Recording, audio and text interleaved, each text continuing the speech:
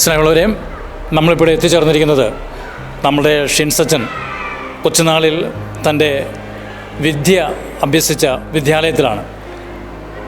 നമ്മുടെ അച്ഛനെ പഠിപ്പിച്ച ഒരു ഗുരുനാഥൻ ബെന്നി സാറ് ഇപ്പോൾ നമ്മളോട് ചേരുകയാണ്. ബെന്നി സാറേ, ഗുഡ്നസ് ടി വിയിലേക്ക് സ്വാഗതം.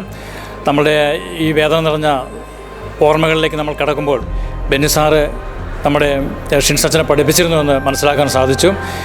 ആ കാലത്തെ സാറിനെ അച്ഛനെക്കുറിച്ചുള്ള ഓർമ്മ ഒന്ന് പങ്കുവയ്ക്കാമോ? Edoor saint Mary's higher secondary സ്കൂളിനെ സംബന്ധിച്ച് ഏറെ വേദനാജനകമായ ഒരു ദിനമാണിന്ന്.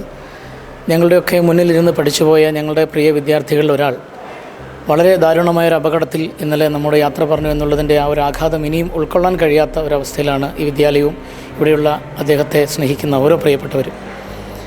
ഞാൻ ഈ വിദ്യാലയത്തിൽ അദ്ദേഹത്തെ പഠിപ്പിക്കുവാനുള്ള വലിയൊരു ഭാഗ്യം എനിക്ക് ലഭിച്ചിട്ടുണ്ട്.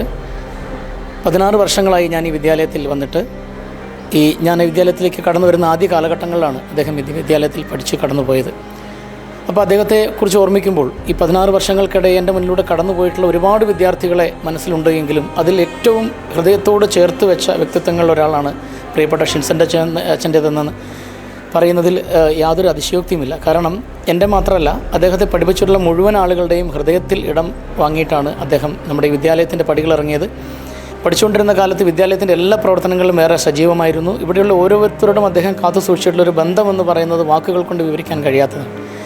അതുപോലെ തന്നെ ഓരോ അധ്യാപകരെയും അദ്ദേഹം ഹൃദയം കൊണ്ട് സ്നേഹിച്ചിരുന്നു എന്നുള്ളതിൻ്റെ തെളിവാണ്. ഇന്ന് രാവിലെയുമൊക്കെ ആയിട്ട് എൻ്റെ പഴയ സഹപ്രവർത്തകർ വിളിച്ച് പറയുമ്പോൾ അവരൊക്കെ വളരെ സങ്കടത്തോടെ ഓർമ്മിക്കുന്ന ഒരു കാര്യം, ഇടയ്ക്കിടെ അവരെ വിളിക്കുകയും ബന്ധപ്പെടുകയും ആ സ്നേഹബന്ധം പുതുക്കുകയും ഒക്കെ ചെയ്യുന്ന ഷിൻസച്ചൻ്റെ നല്ല ഓർമ്മകൾ അവർ മനസ്സിൽ നിന്ന് പങ്കുവയ്ക്കുകയുണ്ടായി.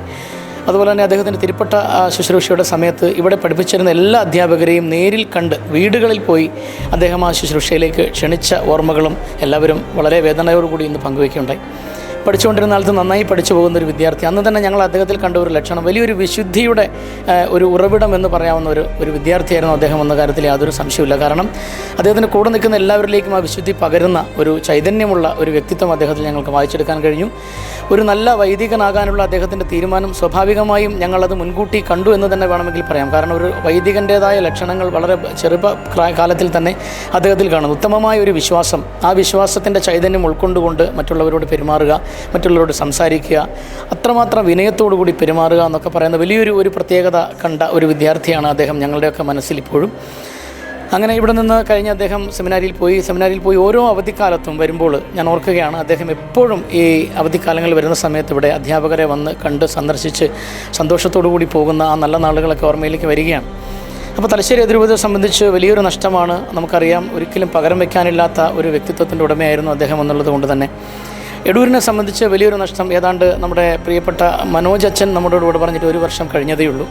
ഇപ്പോൾ ഈ വിദ്യാലയത്തിൽ പഠിച്ചുപോയ വിദ്യാർത്ഥിയാണ് മനോജ് ഒറ്റപ്പിളാക്കൽ അച്ഛൻ. അദ്ദേഹത്തിൻ്റെ ആ ഒരു വിയോഗത്തിൻ്റെ ആഘാതം, ആ മുറിവ് ഉണങ്ങുന്നതിന് മുമ്പേ ഞങ്ങളുടെ പ്രിയ വിദ്യാർത്ഥികളിൽ മറ്റൊരാൾ കൂടി വൈദിക ശുശ്രൂഷയിലേക്ക് ഉയർത്തപ്പെട്ടാണ് മറ്റൊരാൾ കൂടി ഇത്തരത്തിൽ ദാരുണമായി കടന്നു പോകുന്നു എന്നുള്ളത് ഏറെ വേദനയോടുകൂടിയാണ് ഞങ്ങൾ അനുസ്മരിക്കുക. അദ്ദേഹത്തിൻ്റെ ആത്മാവിൻ്റെ നിത്യശാന്തിക്ക് വേണ്ടി പ്രാർത്ഥിക്കുക എന്നത് മാത്രമേ ഇനി ഞങ്ങൾക്കൊക്കെ മുമ്പിലുള്ള മാർഗമുള്ളൂ. എല്ലാവരോടും ചേർന്ന് വേദനിക്കുന്ന എല്ലാവരോടും ഞങ്ങളും പങ്കുചേരുകയാണ്. ഈ വിദ്യാലയം ഒന്നാകെ പങ്കുചേരുകയാണ്. ഞാനും അതുപോലെ അന്ന് ഇവിടെ ഉണ്ടായിരുന്ന പല അധ്യാപക സുഹൃത്തുക്കളും ഇന്ന് ഇവിടെ ഇല്ല, പലരും പല സ്ഥലങ്ങളിലേക്ക് മാറിപ്പോയി.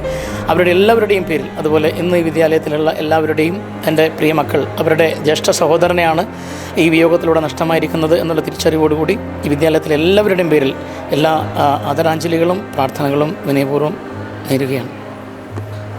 സ്നേഹമുള്ള ബെന്നി സാറേ, സാറിൻ്റെ ശിഷ്യത്തിലായിരിക്കുമ്പോൾ തന്നെ ഒരു വിശുദ്ധിയുടെ പരിമളം സാറിന് ദർശിക്കാൻ സാധിച്ചു എന്ന് പറയുന്നത് തന്നെ വളരെ അഭിമാനകരമായ ഒരു അനുഭവമായിട്ട് ഞങ്ങൾക്കും തോന്നുകയാണ്. തീർച്ചയായിട്ടും സാറ് പറഞ്ഞതുപോലെ ആ വിശുദ്ധിയുടെ പടവിലൂടെ നടന്ന് ഒരു സ്വർഗത്തിൽ വിശുദ്ധനായി തന്നെ എത്തിച്ചേർന്നുവെന്ന് നമുക്ക് വിശ്വസിക്കാം, നമുക്ക് പ്രാർത്ഥിക്കാം. അച്ഛനോടും നമുക്ക് പ്രാർത്ഥിക്കാം. സാറ് ഞങ്ങൾക്ക് തന്ന ഈ നല്ല വാക്കുകൾക്ക് നന്ദി.